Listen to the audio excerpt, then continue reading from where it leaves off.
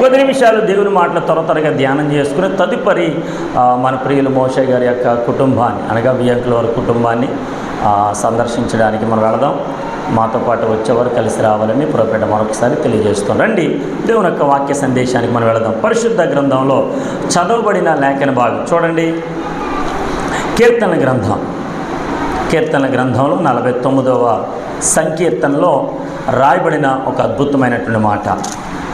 ఈరోజు వాక్య ధ్యానం కొరకు 49వ సంకీర్తనలో ఒక మాట మీతో జ్ఞాపకం చేసి నేను త్వరగా ముందుకు వెళతాను. రండి, ఇదే 49వ సంకీర్తనలో స్తోత్రం 11వ వచన భాగం. వారు తమ ఆస్తిని ఇతరులకు విడిచిపెట్టుదురు, తమ ఇండ్లు నిరంతరము నిలుచుననియు తమ నివాసములు తరతరములకు ఉండుననియు వారు అనుకొందురు. తమ భూములకు తమ పేళ్లు పెట్టుదురు. మరొక మాట చదువుకుందాం, 6వ వచన భాగం. తమ ఆస్తియే ప్రాపకమని నమ్మి తమ ధన విస్తారతను బట్టి పొగడుకొని వారికి నేనెలా భయపడవలను. పరిశుద్ధమైన మా దేవా, నీ ఘనమైన పాదాలకు వందనాలు. కొద్ది నిమిషాలు నీ మాటలు ధ్యానించుచుండగా మీరే మాతో అందరితో సూటిగా తేటగా మాట్లాడి బలపరిచి నడిపించమని యేసుక్రీస్తు పరిశుద్ధ నామములో అడిగి పొందుకొని ఉన్నాము మా పరమ తండ్రి. చెప్పండి ఆమేన్. ప్రాముఖ్యంగా మొట్టమొదటిగా అవకాశం ఇచ్చిన నా దేవత దేవునికి హృదయపూర్వక వందనాలు. రెండవదిగా సంఘ బిడ్డలని మీ అందరికీ, సంఘ పెద్దలకు, వారి కుటుంబానికి, గ్రామస్తులకు నా నిండు వందన తెలియజేస్తాను. అందరికి వందనాలండి. అందరికి వందనాలు. బాగున్నారా? మంచిది. ఎండలు తగ్గాయి, వర్షాలు స్టార్ట్ అయ్యాయి. కొంచెం ఎంతో ఇంకా చెప్పాలంటే చాలా నెమ్మదిగా, కొంచెం గాలి వానను బట్టి కొంతమంది భయపడేవారు ఉన్నారు, కొంతమంది మాకు మంచిది ఇల్లు దేవుడు ఇచ్చాడు కనుక ఏమీ భయపడక్కర్లేదు, చక్కగా మనందరం నివాసం చేయడానికి దేవుడు మనందరికీ మంచి ఇండ్లు ఇచ్చారు. దేవునికి స్తోత్ర. కానీ ఏది ఏమైనా ప్రభు కృప మన పట్ల ఎంతో విస్తారముగా ఉన్నది. హల్లెలూయా. ఆయన కృప లేనిదే మనం ఏమాత్రం కూడా బ్రతకలేము, జీవించలేము. ఆయన కృపను జ్ఞాపకం చేసుకుంటూ పరలోక రాజ్యం వైపు ఆ మార్గములో నడిచేవారుగా ప్రభు మనందరినీ ఉంచును గాక. ఈ వాక్య భాగంలో రాయబడిన మాట కీర్తన గ్రంథం 49వ సంకీర్తన 6వ వచన భాగంలో చాలామంది ఈ రీతిగా అనుకుంటూ ఉన్నారు, దేవుని మాటలకు అనేక మంది లోబడేటువంటి వారుగా ఉండాలి. దేవుడంటే భయం ఉండాలి, భక్తి ఉండాలి. దేవునికి లోబడేటువంటి వారు మాత్రమే కావాలి. దేవుని మాట పక్కన పెట్టి అనేకమైనటువంటి మనుషుల మాటలను బట్టి నడిచేటువంటి వారి కంటే నా దేవుడు నాకున్నాడు, ఆయనే నా దిక్కు అని ఎవరైతే లోబడి ముందుకు వెళతారో అటువంటి వారు దేనికి భయపడరు. దేవునికి స్తోత్రం. మరణం వచ్చినా భయపడరు. అందుకని ఇక్కడ భక్తుడు అన్నాడు, తమ ఆస్తియే ప్రాపకమని నమ్మి, తమ ఆస్తి, అయ్యో మాకున్న ఆస్తి మాకు చాలండి, మా ఆస్తి మాకున్నదండి, మా సంపద మాకుందండి, ఇక మాకు దేవుడు ఎందుకండి అని ఆస్తిని నమ్మి రెండో మాట అంటూ ఉన్నాడు, తమ ధన విస్తారతను బట్టి పొగడుకొని వారికి.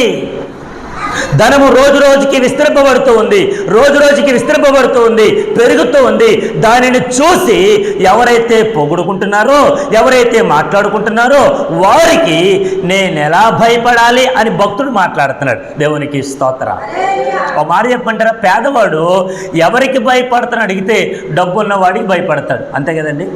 అనేక మంది మనుషులు ఎవరికి భయపడతారు అడిగితే అధికారములో ఉన్న వారికి భయపడతారు. అధికారములో ఉన్నవాడు ఏం చేస్తాడో ఏంటో, ఏమి చెప్తాడో ఏంటో, ఎలా మాట్లాడతాడో ఏంటో, నా పరిస్థితి ఏంటో, అయ్యో ఫలానా విషయం చేత వారిని పలకరించడానికి, వారితో మాట్లాడడానికి వారి దగ్గరికి వెళ్ళి చేతులు కట్టుకొని వంగి వంగి దండాలు పెట్టి ఎన్నో రీతిలుగా మాట్లాడి అయ్యగారు మాకు ఇది చేయాలండి, అయ్యగారు మాకు ఇది కావాలండి అని ఏ రీతిగా అయితే భయపడుతూ లోబడుతూ ఉంటామో వారు ఇహలోకంలో మళ్ళంటి వారే, మనం చచ్చిపోతాం, వారు చచ్చిపోతారు, కానీ వారు సంపాదించిన ఆస్తి ఏది కూడా తీసుకుని పోరు. దేవునికి స్తోత్రం.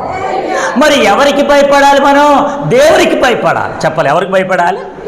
దేవునికి భయపడాలి. ఒక మాట చెప్తాను, గుర్తుపెట్టుకోండి, దేవునికి భయపడేటువంటి వారు కావాలి అని ప్రభు ఎదురు చూస్తూ ఉన్నాడు. ఆమేన్. తల్లిదండ్రులుగా దేవుడు వారికి పిల్లలు ఇచ్చినప్పుడు ఈ పిల్లలు ఊర్లో ఉన్న మనుషులందరికీ భయపడుతున్నారు, కానీ కనీ పెంచిన తల్లి భయపడట్లా. ఊరిలో ఉన్న వారందరికీ లోబడుతూ ఉన్నారు, ఊరిలో ఉన్న వారందరికీ మర్యాద ఇస్తున్నారు, గ్రామస్తులందరినీ ఎంతో ప్రేమగా చూస్తున్నారు. కానీ కనీ పెంచినటువంటి వృద్ధాప్యంలో ఉండేటువంటి ఈ తల్లిదండ్రులకు విలువ ఇవ్వకుండా, వారికి భయపడకుండా, వారికి లోబడకుండా, వారి మాట వినకుండా ఇష్టానుసారంగా తిరుగుతున్నారు. అటువంటి వారి పిల్లలు ఉన్నా లేకపోయినా ఏం పర్వాలా, దేవునికి స్తోత్రం. ఈరోజు దేవుడిని అడ్డం పెట్టి అనేక రీతిలుగా వారి కార్యకలాపాలు చేస్తూ ఉన్నారు. దేవుడు అంటున్నమాట, నువ్వు నాకు భయపడుతున్నావా? ఆమె ఎవరికి భయపడాలి? మనం దేవునికి భయపడాలి. దేవుడిచ్చిన జీవితం, దేవుడిచ్చినటువంటి ఈ జీవితంలో నేను దేవునికి భయపడాలి, దేవుని మాట మాత్రమే వినాలి, ఆయనకు మాత్రమే లోబడాలి. దేవునికి స్తోత్రం. హల్లెలూయా. రండి కొన్ని మాటలు పరిశుద్ధ లేఖనాల ద్వారా మనం ధ్యానం చేసుకుందాం. రండి, ప్రకటన గ్రంథంలో ఒక మాట మీతో జ్ఞాపకం చేసి ముందుకెళ్తాను. ప్రకటన గ్రంథం 3వ అధ్యాయంలో రాయబడిన మాట 14వ వచన భాగం. 7 సంఘములలో చివరి సంఘమునకు దేవుని దూత రాస్తున్న ఒక మాట. లవోదికేయలో ఉన్న సంఘపు దూతకు ఈలాగు రాయము, ఆమెన్ అనువాడును, నమ్మకమైన సత్య సాక్షియు, దేవుని సృష్టికి ఆదియునైన వాడు చెప్పు సంగతులేవనగా, నీ క్రియలను నేను ఎరుగుదును, నీవు చల్లగానైనను వెచ్చగానైనను లేవు, ఉండిన మేలు, వెచ్చగానైనను చల్లగానైనను ఉండక నులివెచ్చనగా ఉన్నావు గనుక.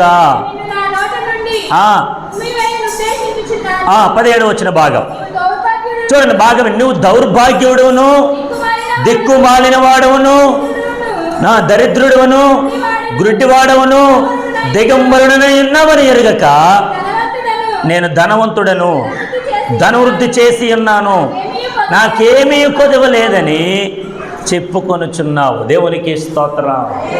హల్లెలూయా. లవోదికీయలో ఉండేటువంటి సంఘముతో దేవుని దూత మాట్లాడుతూ ఉన్నాడు.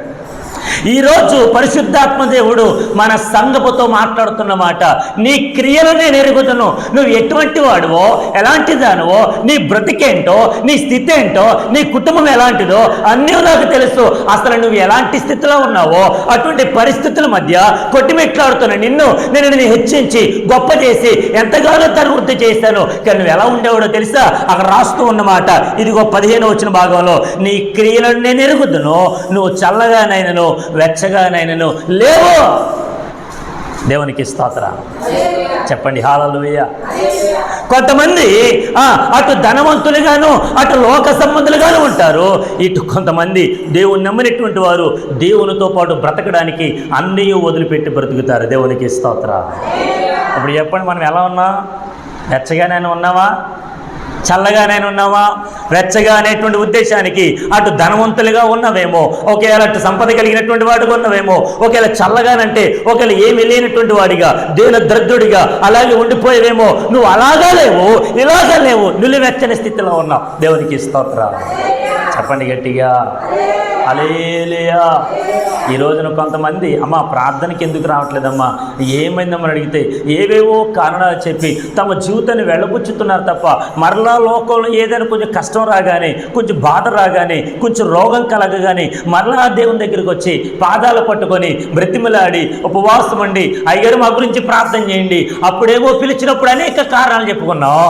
ఇప్పుడేమో అన్నీ నీకు వచ్చిన తర్వాత వాటి సమస్యల నుంచి విడిపించబడడానికి దేవుని పాదాలు పట్టుకున్నావు. ఏమనాలి నిన్ను? ఆమేన్. దేవునికి స్తోత్రం. హల్లెలూయా. నువ్వు ఎలా ఉండాలి?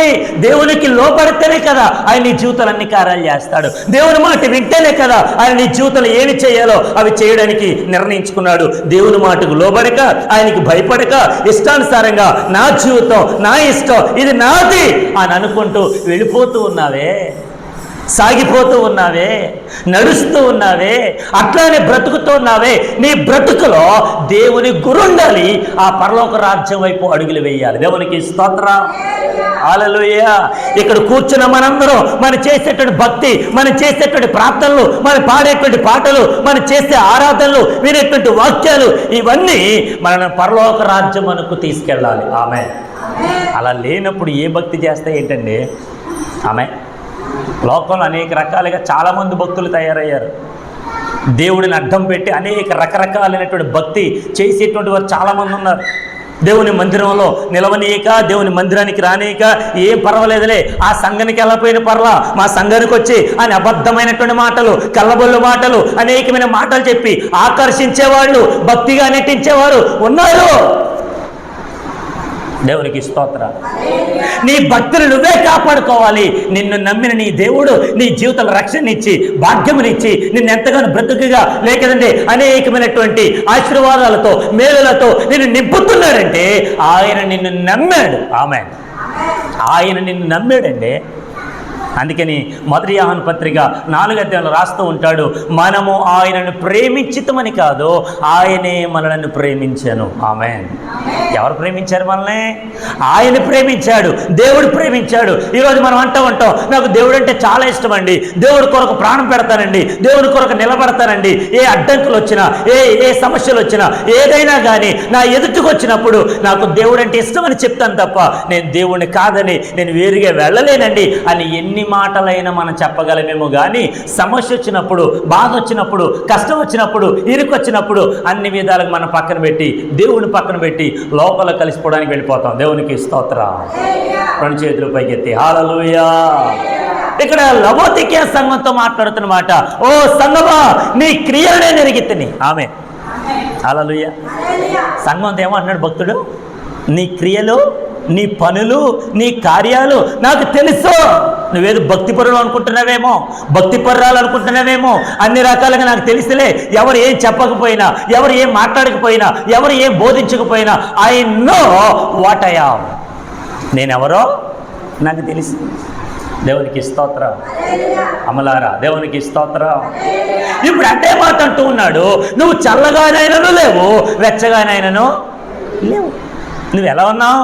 నులివెచ్చని స్థితిలో ఉన్నావు. అక్కడ అంటూ ఉన్నాడు అదే మాట. 16వ వచనం చదవండి. 3:16. నువ్వు వెచ్చగానైనను చల్లగానైనను ఉండక నులివెచ్చనిగా ఉన్నావు గనుక నేను నిన్ను నా నోట నుండి ఉమ్మివేయను ఉద్దేశించుచున్నాను. దేవునికి స్తోత్రం. చెప్పండి హల్లెలూయా. నువ్వు వెచ్చగానూ లేవు, అటు చల్లగానూ లేవు, భక్తిగా లేవు, అలాగని భక్తిహీనతలు లేవు, రెండు విధాలుగా ఉన్నావు. ఆమె. కాబట్టి నేను నిన్ను నా నోట నుండి ఉమ్మివేయదలచి ఉన్నాను, నేను నిన్ను బయటికి పారవేయదలుచుకున్నాను, నేను నిన్ను గెంటేయదలుచుకున్నాను, అసలు నువ్వు నాకు వద్దనుకుంటూ ఉన్నాను అని మాట్లాడుతూ 17వ వచనం అంటూ ఉన్నాడు, నువ్వు దౌర్భాగ్యుడవు, దిక్కుమాలిన వాడవు, దరిద్రుడవు, గ్రుడ్డివాడవు, దిగంబరుడవు అని ఉన్నావని ఎరుగక. దేవునికి స్తోత్రం. గట్టిగా హల్లెలూయా. కొంతమంది బలి నడుచుకుంటారండి, వాళ్ళేదో పెద్ద టీవీ కొనుక్కున్నారని వీళ్ళు వాళ్ళని చూసి, వాళ్ళేదో మంచి మంచం కొనుక్కున్నారని వాళ్ళని చూసి వీళ్ళు, అసలు ఎవరిని దేవుని పెట్టవి. నీకు దేవుని లక్షణాలు ఉండాలి, దేవుని ప్రేమ ఉండాలి, దేవుని స్వభావం ఉండాలి, ఆ కరుణ, ఆ హృదయం ఇవన్నీ ఉండాలి. ఎవరో ఏదో చేశారని వాళ్ళని చూసి మనం ఆ రీతిగా నడవడం తప్పు కదా. హల్లెలూయా. చెప్పండి హల్లెలూయా. ఎవరో ఏదో చేశారని మనము కూడా ఆధారాలు వెళ్ళడం కాదు. యేసు ప్రభు గొప్ప దేవుడని అనేక మందికి చాటి చెప్పేవారుగా నువ్వు ఉండాలి. వాళ్ళు గంతులు వేశారని మనం గంతులు వేయకూడదు, వాళ్ళు అరిశారని మనం అరవకూడదు. అందుకు మాట చెప్తాను, గుర్తుపెట్టుకోండి. క్రైస్తవుడు అనబడిన వాడు, దేవుని నమ్మినటువంటి వాడు, ఎవరు ఏం మాట్లాడినా వీడు మౌనంగానే ఉంటాడు. ఆమె. దౌర్జన్యానికి వెళ్ళడు, ఒకరిని కొట్టడు, ఒకరిని తిట్టడు, పల్లెత్తి మాట్లాడు. కారణం ఏంటంటే ఇతనిలో దేవుని స్వభావం ఉంది గనక. దేవునికి స్తోత్రం. యేసు ప్రభుల వారిని కొరడాలతో కొడుతూ ఉంటుంటే ఆయన నోరు తెరిచి, ఒరే నేను ఏ పాపం చేయలేదురా, నేను ఏ తప్పుదో చేయలేదురా, నన్ను ఎందుకు కొడుతాను అని అడగచ్చు. అడిగారా?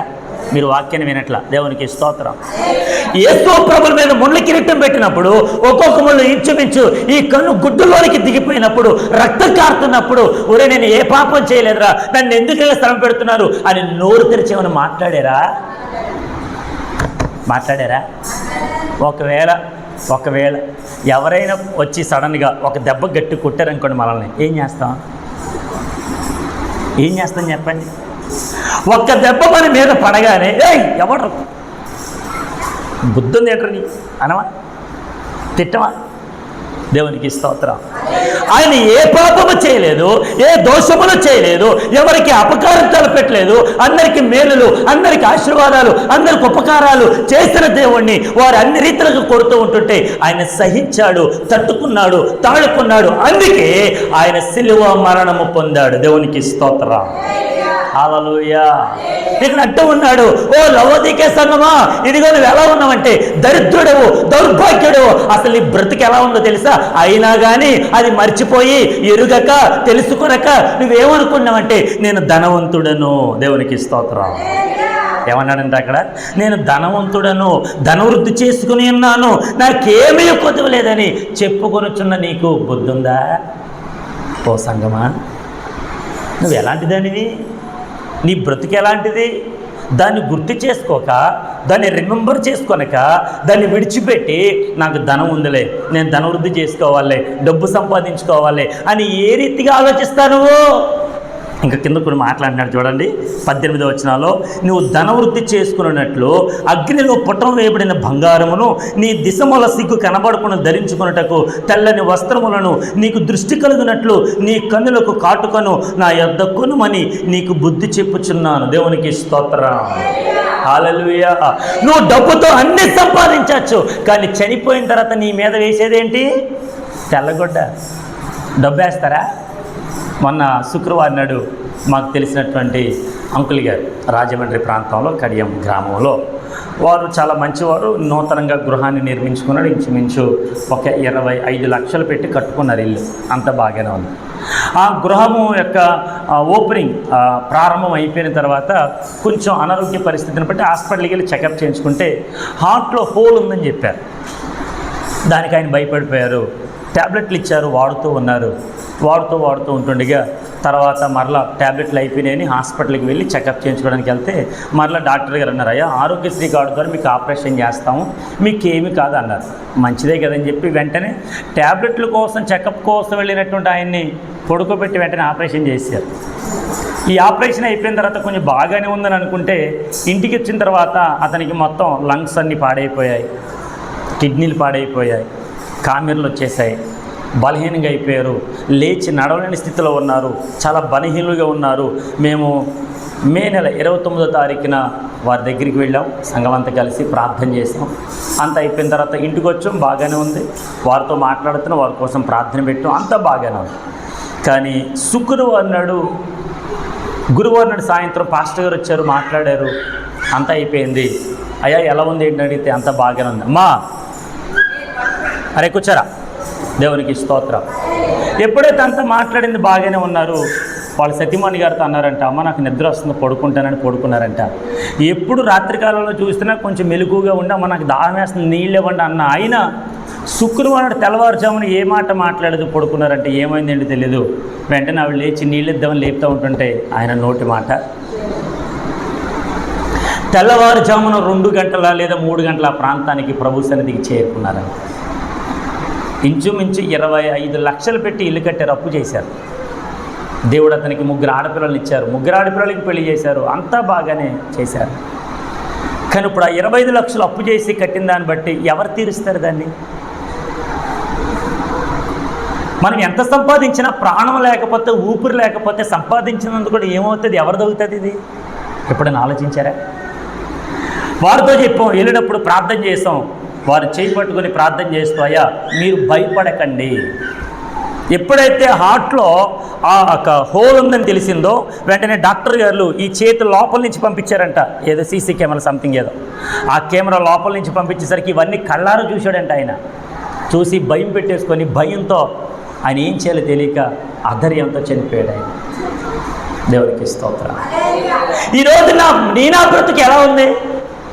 దేవుడు ఇంత బ్రతుకునిచ్చి ఆరోగ్యం ఇచ్చి పెంచి పోషించి నువ్వు నా కుమారుడవు, నా దగ్గరికి రా, నా మాట విను, నాకు లోబడు అని ప్రభు చెప్తున్నప్పుడు వినకుండా ఏం సంపాదిస్తావు?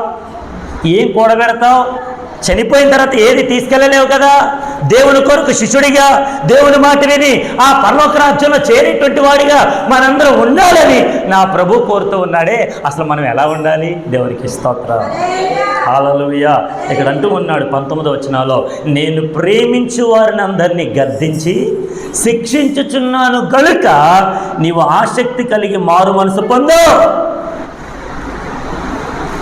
దేవుడు ఎవరినైతే ప్రేమిస్తాడో ఆ ప్రేమించిన వారిని మనసారా గద్దిస్తాడంట. ఆమేన్ చెప్పండి హల్లెలూయా. ఎవరినైతే ప్రేమిస్తున్నాడో, ఎవరినైతే గద్దిస్తున్నాడో ఆ గద్దింపు విని నువ్వు మారు మనసు పొందు. దేవుని కొరకు నిలబడి. హల్లెలూయా చెప్పండి హల్లెలూయా. ఇక్కడ అంటూ ఉన్నాడు లవోదికీయ సంఘంతో, ఇదిగో నేను నిన్ను ప్రేమించుచున్నాను, అందుకే గద్దించి శిక్షించుచున్నాను. నా మాట విను.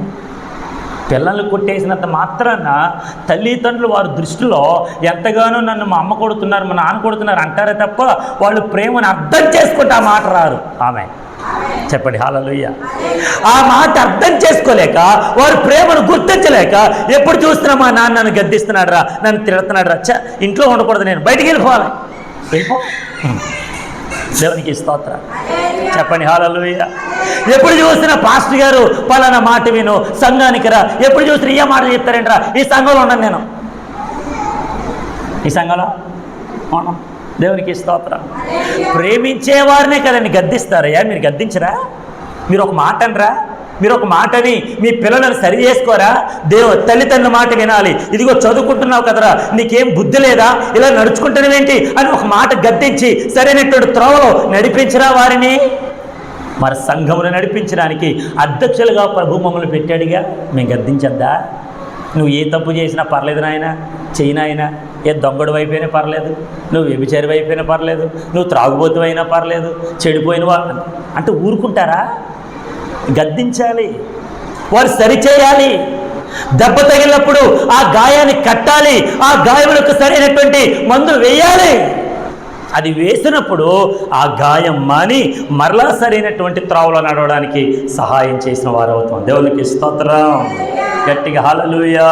ఇది ఇక్కడ అంటూ ఉన్నాడు 20వ వచనంలో, ఇదిగో నేను తలుపు వద్ద నిలుచుండి తట్టుచున్నాను, ఎవడైనను నా స్వరము విని తలుపు తీసిన ఎడల నేను అతని యొద్దకు వచ్చి అతనితో నేనును నాతో కూడా అతడును భోజనము చేయదము.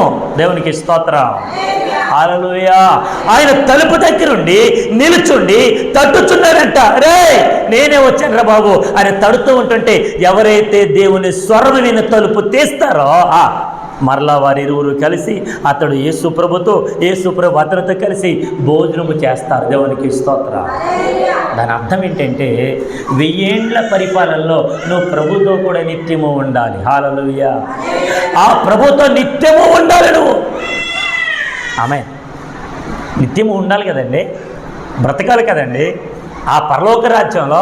ఆ యుగ యుగాలు అదిగో నిత్య నివాసైనటువంటి ఆ క్రీస్తుతో, ఆ యేసు ప్రభుతో మనందరం కలిసి ఉండాలంటే ఆయన తడుతున్నప్పుడు స్వరము విని గుర్తుపట్టి తలుపు తీసావా, దెన్ యూ హ్యావ్ ఎంట్రన్స్. ఆమేన్ హల్లెలూయా. 2 చేతులు పైకెత్తి హల్లెలూయా. ఒకవేళ తలుపు విని కూడా, ఆ శబ్దము విని కూడా నువ్వు తలుపు తీయలేదనుకో, వెళ్తావా పరలోక రాజ్యం? చేరుకోగలవా? దేవునికి స్తోత్రం చెప్పండి హల్లెలూయా. మేము ఉదయకాలంలో వచ్చాము, వెంటనే మైక్ తీసుకున్నాము, ప్రార్థన చేస్తూ ఉన్నాము. మా స్వరము విని చాలామంది మొట్టమొదటిగా కోటేశ్వరరావు గారు ముందుకి చర్చిలోకి వచ్చారు, తదుపరి మరియమ్మ గారు వచ్చారు. అలాగే ఒకరి తర్వాత స్వరాన్ని గుర్తుపెట్టి వరకు పాస్టర్ గారు వచ్చారా, త్వరగా వెళ్ళాలరా. దేవునికి స్తోత్రం. ఏ రీతిగా అయితే దేవుని మందిరానికి పాస్టర్ గారు స్వరాన్ని గుర్తుపెట్టి త్వరపడి వచ్చారో, అలాగే దేవుని మాట కూడా గుర్తుపెట్టి ఆ పరలోక రాజ్యానికి మనం వెళ్ళాలి. హల్లెలూయా. అలా వెళ్ళాలంటే ఆయన మనల్ని ప్రేమిస్తున్నాడు కనుక గద్దిస్తున్నాడు, శిక్షిస్తున్నాడు. దాన్ని గైకొని మారు మనసు పొందిన వారు మాత్రమే పరలోక రాజ్యానికి వెళ్తారు. దేవునికి స్తోత్రం. ఒక మాట మీతో జ్ఞాపకం చేసి నేను ముగిస్తున్నా. చదవండి లోకాసు వార్త 14వ అధ్యాయంలో రాయబడిన ఒక మాట. లోకాసు వార్త 14వ అధ్యాయము 25వ వచన భాగము.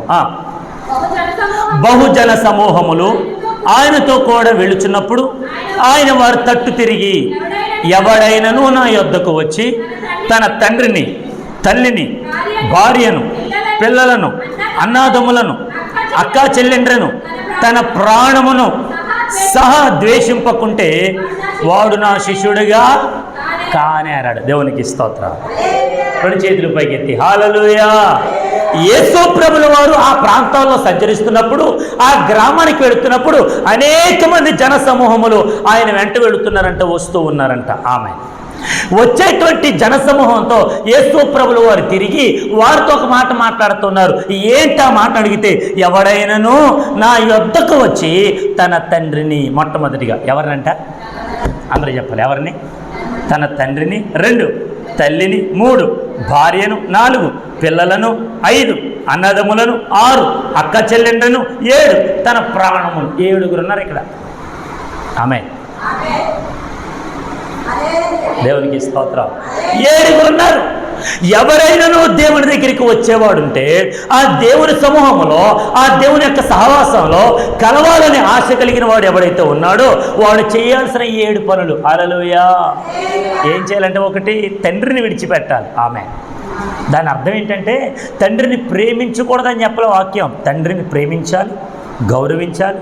ఏదైనా పెద్ద వయసు వచ్చినప్పుడు వాళ్ళని ఆలనా పాలన చూసుకోవాలి. దేవునికి స్తోత్రం. చిన్నతనంలో పిల్లలుగా మీరు ఉన్నప్పుడు మీ నాన్నగారు భుజం మీద ఎక్కించుకొని ఏ రీతికైతే మిమ్మల్ని మోసారో అట్టి రీతిలో వారు ముసలితనానికి వచ్చినప్పుడు, వృద్ధాప్యంలో వచ్చినప్పుడు వారు చిన్నవారిని గ్రహించి వారిని జాగ్రత్తగా చూసుకునే బాధ్యత పిల్లలది. ఆమె మరి ఇప్పుడు యేసు ప్రభుని వెంబడించాలంటే, మరి యేసు ప్రభు దగ్గరికి రావాలంటే, ఆయన శిష్యులుగా చేరాలంటే తండ్రిని విడిచిపెట్టాలా? ఎస్, విడిచిపెట్టాలి. ఎందుకని అడిగితే, నీకున్న భక్తి నీ తండ్రికి ఉండకపోవచ్చు. ఆమె నీకున్న భక్తి నీ తల్లికి ఉండకపోవచ్చు. నీకున్న భక్తి నీ భార్యకు ఉండకపోవచ్చు. అందరూ పరలోక రాజ్యానికి వెళ్ళిపోతారంటే ఎవరు? ఆమె చెప్పండి. హల్లెలూయా. ఒక మాట చెప్తాను, గుర్తుపెట్టుకోండి. ఇప్పుడు నేను ఈ దేశం నుండి విదేశాలు కనుక కువైట్ ప్రాంతానికి వెళ్ళాలి. బాగా వినండి. ఈ కువైట్ ప్రాంతానికి వెళ్ళాలప్పుడు నాకు కావాల్సింది ఏంటి? పాస్పోర్టు, వీసా, టికెట్ ఉండాలి. ఆమె అవునా కదా? అమ్మా వింటున్నారా? నేను ఈ దేశం నుంచి వేరే దేశానికి వెళ్ళాలంటే నాకు కావాల్సింది ఏంటి? 3. 1 పాస్పోర్ట్, 2 వీసా, 3 టికెట్ ఉండాలి. సార్ నాకు ఈ 3 ఉన్నాయి కదా, నాతో పాటు మా నాన్నగారు కూడా వస్తారు సార్, ప్లీజ్ సార్ కొంచెం ఎక్కించుకోండి సార్. ఎక్కించుకుంటారా? ఫ్లైట్లో మాట్లాడండి అమ్మా. సార్ మా నాన్నగారు వద్దులే సార్. అయిపో మా నాన్నగారు, మా అమ్మగారు నాకు చాలా ఇష్టం అండి, మా అమ్మగారిని తీసుకొస్తాను సార్, ఒప్పుకుంటారా? అయ్యా మాట్లాడండి. పోనీ సార్ వీళ్ళంటే నాకు జన్మనిచ్చిన వద్దు సార్, నా సగభాగం సార్ నా భార్య సార్, అయిపో మా అమ్మ అంటే నాకు చాలా ఇష్టం అండి, తీసుకో, ఒప్పుకుంటారా? మాట్లాడండి. సార్ ఆవిడంటే మధ్యలో వచ్చింది, మధ్యలో అయిపోతుంది సార్ నా రక్త సంబంధి సార్, నా తోబుట్టు సార్, మా అన్నగారు సార్, మా అక్క తమ్ముడు సార్, వాళ్ళు కూడా వస్తారు సార్, ప్లీజ్ సార్, ఒప్పుకుంటారా? అక్క చెల్లెళ్ళు, అన్నదమ్ములు, దేవునికి స్తోత్రం. పోనీ ఇప్పుడు ఈ ఫ్లైట్లోకి ఎక్కిన తర్వాత నీకు అనుకోరీతిగా ఏదో జరిగింది, నువ్వు వెంటనే ఆ ఫ్లైట్లోనే ఉన్నప్పుడు నువ్వు ప్రాణాలు విడిచిపెట్టేసావు. సార్ నా ప్రాణం సార్ వెళ్ళిపోతుంది సార్, ప్లీజ్ సార్ నా ప్రాణాన్ని కూడా తీసుకెళ్తారా? మాట్లాడండి అమ్మా. మీరేం మాట్లాడరేటి? తీసుకెళ్తారా?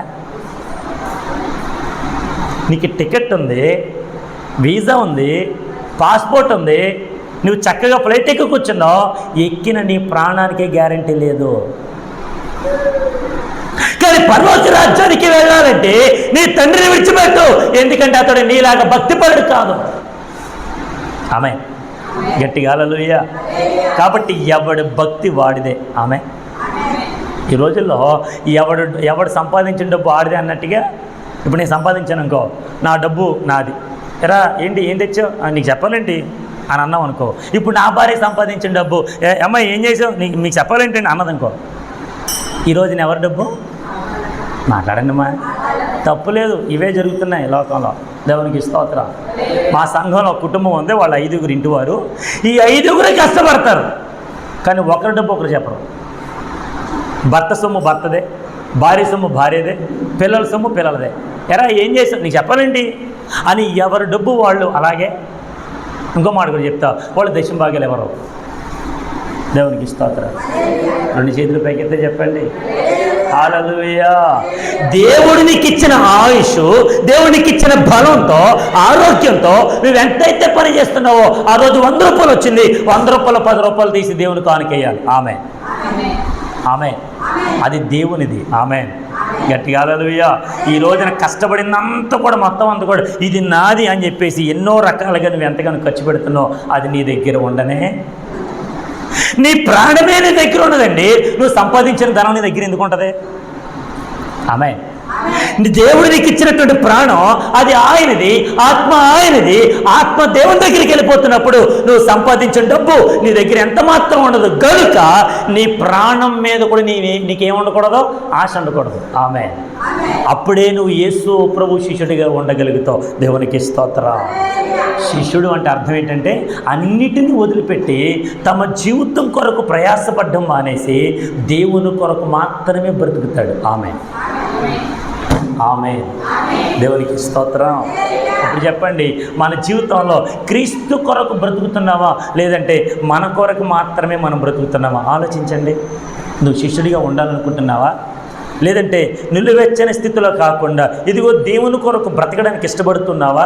దేవుని మాటకు లోబడగలుగుతున్నావా? అయితే నీకున్న వాటన్నిటిని విడిచిపెట్టు. దేవునికి స్తోత్రం. నీ డబ్బుని విడిచిపెట్టు, సంపదని విడిచిపెట్టు, అందరిని విడిచిపెట్టు, క్రీస్తు కొరకు బ్రతకడం ప్రారంభించు. దేవునికి స్తోత్రం. ఆయన మీ జీవితంలో గొప్ప కార్యాలు చేస్తాడు. ఆమె యోబు అంటాడు, నేను నా తల్లి గర్భములో నుండి దిగంబరిగా వచ్చి తిని దిగంబరిగా తిరిగి వెళ్ళిపోయేదను. యెహోవా ఇచ్చిన యెహోవా తీసుకొని పోయాను. యెహోవా నామమునకు స్తుతి కలుగునుగా. అంటే ఆ ఊరు దేశంలో యోబు అంత ధనవంతుడు మరొకడు. దేవుడు అతనికి 10 మంది బిడ్డలను ఇచ్చాడు, 7 కుమారులు 3 కుమార్తెలు. ఈ 10 మంది కోసం ఉదయజామున లేచి తెల్లవారుజామున లేచి అరుణోదయములు లేచి వారి కొరకు అనేక రకాల బలులు ఇచ్చి ఒకవేళ రాత్రి కాలంలో వాళ్ళని తప్పు చేశారని చెప్పి దేవుని ఎదుట తమ పాపములు ఒప్పుకునే విధంగా ప్రయాసపడినటువంటి భక్తుడు యోబు మహాభక్తుడు. దేవునికి స్తోత్రం. అదే యోబు భక్తుడి జీవితంలో తమ 10 మంది పిల్లలు ఒక చోట చేరి అన్నపానములు పుచ్చుకొని చుండగా ఒక వైపు నుండి ఒక దిక్కు నుంచి ఒక సుడిగాలి లాంటిది వచ్చి ఆ 4 గోడల మధ్య కొట్టగా ఆ 4 గోడల పిల్లల మీద పడగా 10 మంది పిల్లలు ఒకేసారి చచ్చిపోయారు. యోబు యొక్క 10 మంది పిల్లలు ఒకేసారి చచ్చిపోయారు. అయినా 10 మంది పిల్లల కోసం బాధపడలా. అన్నాడు, యెహోవా ఇచ్చాను, యెహోవా తీసుకుని పోయాడు. నేనేం తేలేదే వాళ్ళని, నేనేం పెంచలేదే వాళ్ళని. దేవుడిచ్చాడు, దేవుడు తీసుకున్నాడు. ప్రభువునికి స్తోత్రం. ఏం పర్లేదు. అంతే, అంతగా శిష్యుడిగా మారిపోయాడు యోబు. దేవునికి స్తోత్రం. మరి మనం కొంచెం బాధ వస్తే రాం, కొంచెం కష్టం వస్తే రాం, ఏదైనా కొంచెం ఫంక్షన్ ఉంటే రాం, ఎక్కడికి వెళ్ళాలన్నా ప్రార్థన అయినా మానేస్తాం, అనేక చోట్లకు వెళ్తూ ఉంటాం. మరి పరలోక రాజ్యానికి ఎప్పుడు వెళ్తాం? వెళ్ళగలమా? ఆలోచించండి.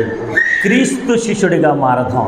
అన్నిటిని విడిచిపెట్టి ప్రభువే నాకు కావాలని చెప్పి ఆయన కొరకు ప్రయాసపడదాం. మనం సంపాదించిన డబ్బు ఎప్పుడు మన వెంట రాదు. అందుకే దానికి ఎక్కువ ప్రాముఖ్యత ఇవ్వకూడదు, ఇంపార్టెన్స్ ఇవ్వకూడదు, దానికి ఎక్కువ విలువ ఇవ్వకూడదు. దేవునికి స్తోత్రం. ఈరోజు నా దగ్గర ఉన్న డబ్బు రేపొద్దు నీ దగ్గర ఉండొచ్చు. రేపొద్దు నీ దగ్గర ఉన్న డబ్బు మరుసటి రోజు వేరొక చోట ఉండొచ్చు. కానీ దేవుడు మనకున్నాడు. దేవునికి స్తోత్రం. కాబట్టి ప్రభు మీద అనుకుందాం, ముందుకు సాగిపోదాం.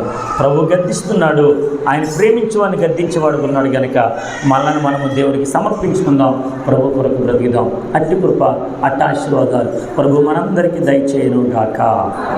ఆమేన్. అందరూ మోకరించండి. ప్రార్థన. మోకాళ్ళు అనగానే వెంటనే వెయ్యాలి. ప్రార్థన అనగానే మోకాళ్ళు వేయడం నేర్చుకోండి. యవనస్తులారు వేయండి ఫాస్ట్గా. అందరూ మోకాళ్ళు వేద్దాం. అందరూ ఒక్క నిమిషం ప్రార్థన చేద్దాం. అమ్మ కళ్ళు మూయండి, కళ్ళు మూసుకుందాం. ప్రార్థనలోకి వెళ్దాం. ప్రభువా, నా జీవితం ఏ పాటిదో, నా జీవితం ఎలాంటిదో నన్ను నేను నీకు సమర్పించుకుంటున్నానయ్యా. నా బ్రతుకులో నీకు విలువ ఇవ్వలేనటువంటి వాడిగా, నీ మాటకు లోబడలేనటువంటి వాడిగా ఎంతగానో బ్రతుకుతున్నానేమో, నన్ను క్షమించండి అయ్యా. నీకు శిష్యుడిగా ఉండడానికి ఇష్టపడుతూ ఉన్నాను. నన్ను నేను తగ్గించుకుంటున్నాను, నేను హెచ్చిస్తానయ్యా. నన్ను నేను తగ్గించుకుంటున్నాను ప్రభా, మీరు హెచ్చించబడాలి. నీవిచ్చిన బ్రతుకు, నీవిచ్చిన జీవితం, నీవిచ్చినటువంటి ప్రతిదీని పొందుకుంటున్నాను. ఆనాడు లవోదిక సంఘంతో మీరు మాట్లాడి, నువ్వు వెచ్చగానైనా నువ్వు లేవు, చల్లగానైనా నువ్వు లేవు, నిలువెచ్చని స్థితిలో ఉన్నావు. నీ బ్రతుకు మార్చుకో, మారు మనసు పొందు, నీ క్రియలు నా ఎదుట సరైనదిగా లేవు అని మాట్లాడుతూ వచ్చావు. అలాగైతే నాయన ఈ యొక్క పగటికాల సమయంలో ఉదయకాలంలో నీ వాక్కు ధర నాతో మాట్లాడావు, మమ్మల్ని దర్శించావయ్యా, మా బ్రతుకు ఎలా ఉందో మాకు నేర్పించావు. అందుని బట్టి నీకు స్తోత్రాలు. ఒక చిన్న ప్రార్థన చేద్దామా? ఒక చిన్న ప్రార్థన.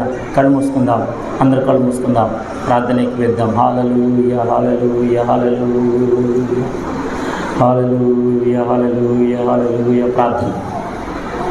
మమ్మల్ని మిక్కిలిగా ప్రేమించిన మా ప్రియ పరలోకపు తండ్రి, నీ ఘనమైన పాదములకు వందనాలు, స్తుతులు, స్తోత్రాలు చెల్లిస్తూ ఉన్నాం నాయన. గతించిన వారు పర్యంతం మొదలుకొని ఈ వార పర్యంతం వరకు నన్ను మమ్మల్ని మీరు ప్రేమించి బ్రతికించి ఆయుష్తో నింపి నీ మందిరములో నీ సహవాసం నీ మాటలు విని కృపనిచ్చారు. ఇంతవరకు నాయన పాటల్లో, ప్రార్థనలో, ఆరాధనలో నీ కృపను తోడుగా ఉంచి నాయన ఇంతవరకు నీ దైవజనుల ద్వారా మా అందరితో మాట్లాడుతూ వచ్చిన మాటలను బట్టి నీకే స్తోత్రాలు చెల్లిస్తూ ఉన్నాం. మీరు మాత్రమే మహిమ పొందుకోండి. నాయన యేసుక్రీస్తు ప్రార్థన మందిరం సంఘ బిడ్డలందరినీ మీ చేతికి అప్పగిస్తూ ఉన్నాను. మీరు దీవించి బలపరిచి నడిపించమని, ప్రాముఖ్యంగా మా ప్రియులు మోషే గారి కుటుంబాన్ని మీరు ఆదరించండి. వేగులు వారు కోల్పోయారు ప్రభా, అయ్యే వారి కుటుంబాన్ని మీరు ఆదరించండి. నువ్వు ఒక్కడి ఎవరిని ఆదరించగలవు నాయన. మీరే బలపరిచి నడిపించమని, విన్న వాక్యాన్ని మా మధ్యలో ఫలాభివృద్ధి జరిగించమని, రానున్నటువంటి దినాలలో ఇంకను నీ కొరకు బ్రతికే కృప ప్రతి ఒక్కొక్కరికి అనుగ్రహించమని, ఎవరు ఏ పరిస్థితులు గుండా వెళుతూ ఉన్నారో అన్నీ వెలిగిన దేవుడవు సహాయం చేసి నడిపించమని యేసుక్రీస్తు పరిశుద్ధ నామములో అడిగి పొందుకొని ఉన్నాము మా పరమ తండ్రి. చెప్పదండి ఆమేన్ ఆమేన్ ఆమేన్. మంచిది. ఈ సమయంలో